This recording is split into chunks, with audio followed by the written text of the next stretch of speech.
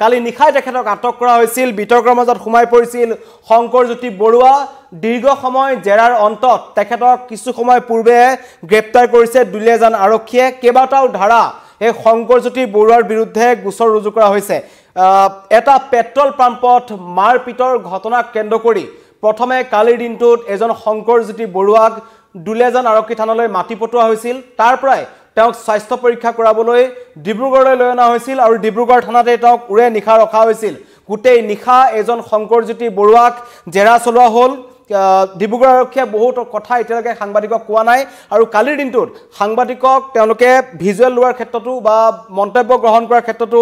বাধা দিয়া দেখা গৈছিল কিছু আছুতীয়াকৈ ৰখা হৈছে সমগ্ৰ ঘটনা কিন্তু কিছু সময় পূৰ্বে ডিব্ৰুগড়ৰ পৰা এজন শংকৰজ্যোতি বৰুৱাক যিজন আসুৰ প্ৰাক্তন সাধাৰণ সম্পাদক আছিল সদৌ অসম ছাত্ৰ সন্থাৰ শংকৰজ্যোতি বৰুৱা প্ৰাক্তন সাধাৰণ সম্পাদকৰ দায়িত্বত আছিল তেখেতে কিন্তু তেওঁ আজি দুলীয়াজান আৰক্ষীয়ে গ্ৰেপ্তাৰ কৰিছে আৰু তেওঁৰ বিৰুদ্ধে বিএনএছৰ 196(1)A 196(1)B 197(1)B ধাৰাত গোচৰ ৰুজু হৈছে লগতে 197(1)C 197(1)D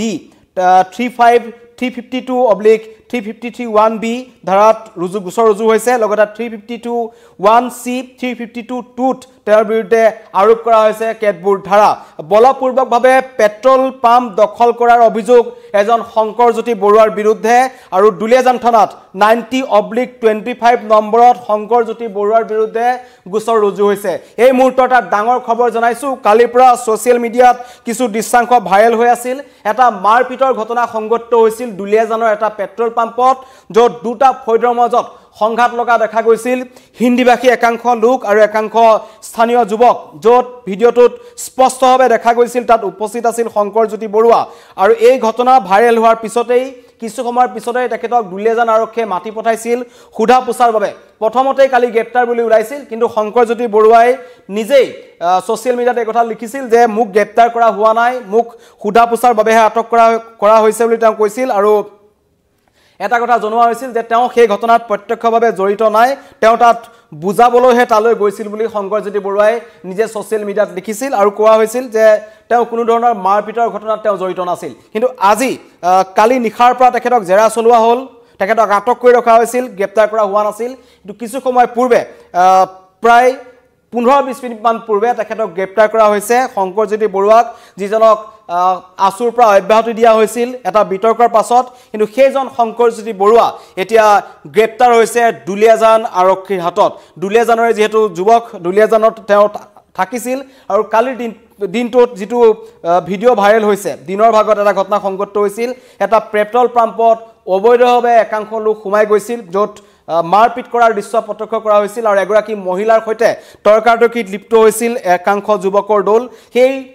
যুৱকসকলৰ মাজত শংকৰজ্যোতি বৰুৱা স্পষ্টকৈ ওলাই পৰিছিল তাৰ পিছতে কিন্তু শংকৰজ্যোতি বৰুৱাক দুলীয়াজান থানালৈ মাতি পঠোৱা হৈছিল আৰু দুলীয়াজান থানাত কিছু সময় তেখেতক জেৰা চলোৱাৰ পাছতেই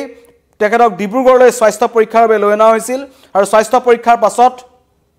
ডিব্ৰুগড় আৰক্ষী থানাতে তেখেতক ৰখা হৈছিল উৰেটো নিশা তেখেতক ডিব্ৰুগড় আৰক্ষী থানাত ৰখা হ'ল সোধপোছ কৰা হ'ল আৰু সোধপোছৰ অন্তত কিছু সময় পূৰ্বে শংকৰজ্যোতি বৰুৱাক গ্ৰেপ্তাৰ কৰা হৈছে যিজন আছিল আসুৰ প্ৰাক্তন সাধাৰণ সম্পাদক বিতৰ্কত সোমাই পৰিছে শংকৰজ্যোতি বৰুৱা তেওঁৰ বিৰুদ্ধে কেইবাটাও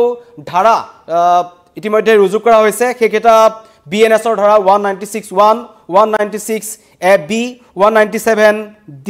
197(C) 197(1)D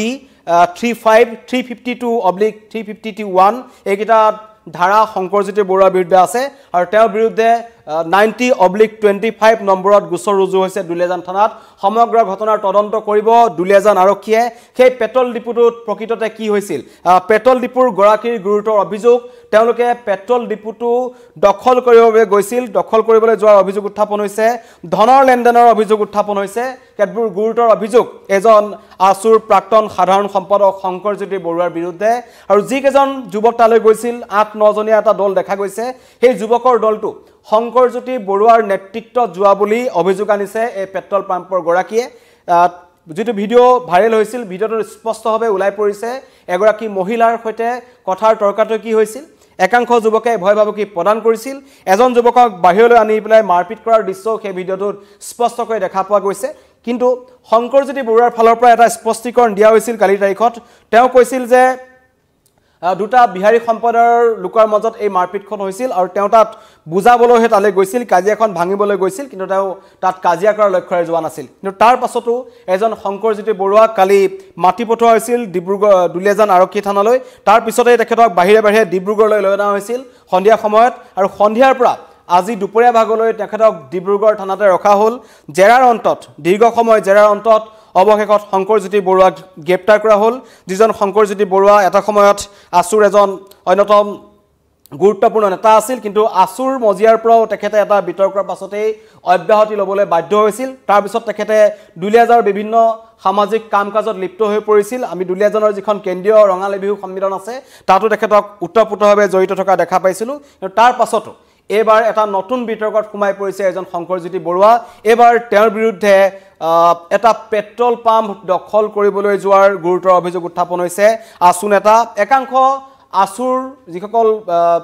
স্থানীয় পৰ্যায়ৰ যুৱক আছে তেওঁলোকৰ বিৰুদ্ধে এনেবোৰ কেতবোৰ অভিযোগ সময়ে সময়ে উত্থাপন হৈ থাকে কিন্তু এবাৰ এজন প্ৰাক্তন আসু নেতাৰ নেতৃত্বত গৈ এটা যুৱকৰ দলে দুলীয়াজানৰ মূল ৰাজপথৰ কাষত থকা পেট্ৰল ডিপুটো দখল কৰাৰ যি গুৰুতৰ অভিযোগ উত্থাপন কৰিছে পেট্ৰল ডিপুৰ গৰাকীয়ে লগতে মাৰপিটৰো গুৰুতৰ অভিযোগ উত্থাপন কৰিছে এটা ভিডিঅ'ত স্পষ্টকৈ দেখা গৈছিল এজন বিহাৰী সম্প্ৰদায়ৰ যুৱকক কেইজনমান যুৱকে মাৰপিট কৰিছিল হেতু আৰক্ষী তদন্তৰ স্পষ্ট হ'ব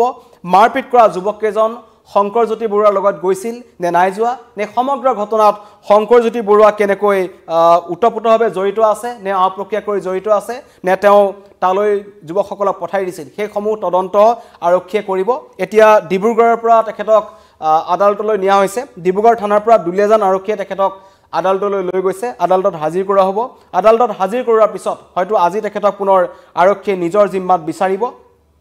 হয়তো আদালতে তেখেতক ন্যায়িক জিম্মালৈ প্ৰেৰণ কৰিব পাৰে কিন্তু আৰক্ষী মতে দুলীয়াজান আৰক্ষীৰ দাবী সুধা পুছাৰ বাবে তেখেতক নিজৰ জিম্মাত ল'ব বিচাৰিব দুলীয়াজান আৰক্ষীয়ে আৰু জেৰাৰ অন্তত পোহৰলৈ আহিব সমগ্ৰ ঘটনা এই মুহূৰ্তৰ এটা ডাঙৰ খবৰ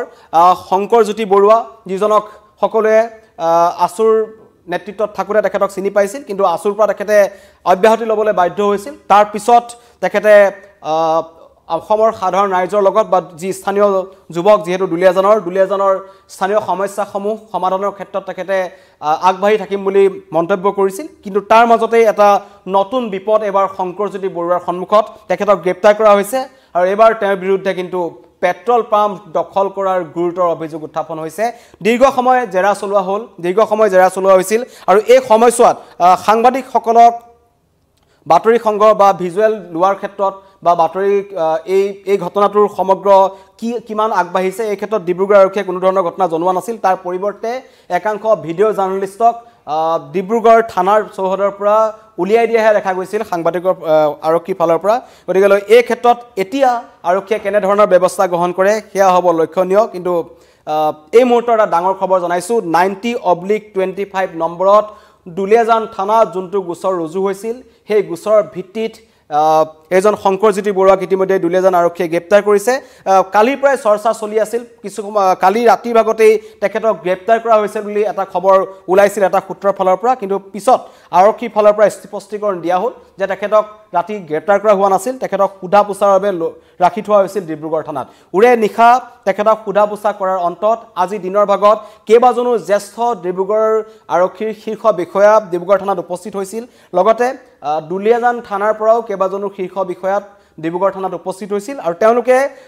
সোধা পোছা কৰাৰ অন্তত তেওঁলোকে জেৰা চৰোৱাৰ অন্তত শংকৰজ্যোতি বৰুৱাক গ্ৰেপ্তাৰ কৰা হৈছে এই মুহূৰ্তত এটা ডাঙৰ খবৰ আৰু তেওঁৰ বিৰুদ্ধে এটা ডাঙৰ অভিযোগ উত্থাপন হৈছে এবাৰ কিন্তু তেওঁ কৈছে এই সকলো ষড়যন্ত্ৰ তেখেতক ফচোৱা হৈছে তেওঁ কালি যি এটা ভিডিঅ' কৰিছিল ভিডিঅ'টোৰ জৰিয়তে তেওঁ কৈছিল যে দুটা ফৈদৰ মাজত মাৰপিট হৈছিল সেইটো বুজাবলৈহে তেওঁ সেই স্থানত উপস্থিত হৈছিল তেওঁ কোনো ধৰণৰ ধন দাবী বা পেট্ৰল পাম্প দখল কৰিবৰ বাবে তালৈ যোৱা নাছিল তাৰ পৰিৱৰ্তে তেওঁ গৈছিল বুজাপুৰা কৰিবলৈ কিন্তু এতিয়া উলুটাপাক দেখা গৈছে সমগ্ৰ ঘটনাত আৰক্ষীয়ে তদন্ত কৰিব আৰক্ষী তদন্তৰ স্পষ্ট হ'ব শংকৰজ্যোতি বৰুৱা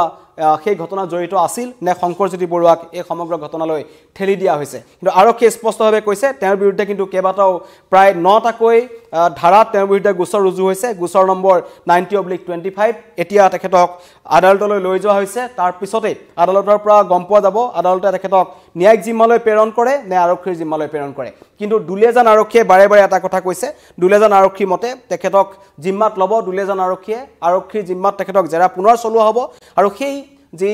পেট্ৰল পাম্পৰ যি গৰাকী তেখেতৰ ভাষ্য গ্ৰহণ কৰা হৈছে তেওঁৰ মতে প্ৰায় 12-13 জনীয়া এটা দল আহিছিল সেই দলটোৰ নেতৃত্বত আছিল শংকৰজ্যোতি বৰুৱা যিজন আছিল আসুৰ প্ৰাক্তন সাধাৰণ সম্পাদক আৰু আসুৰ মজিয়াৰ পৰা তেখেত ওলাই যোৱাৰ ক্ষেত্ৰতো বিতৰ্ক আছে তেনে ক্ষেত্ৰত এজন শংকৰজ্যোতি বৰুৱা এতিয়া খুব অকলশৰীয়া যেন দেখা পোৱা গৈছে কোনোবা নহয় কোনোবা এটা ক্ষেত্ৰত কালি ছ'চিয়েল মিডিয়াতো একাংশই ভাষ্য গ্ৰহণ কৰিছে যথেষ্ট সংখ্যক লোকে লিখিছে যে শংকৰজ্যোতি বৰুৱা যি ঘটনাত এবাৰ নাম খাঙুৰ খাই পৰিছে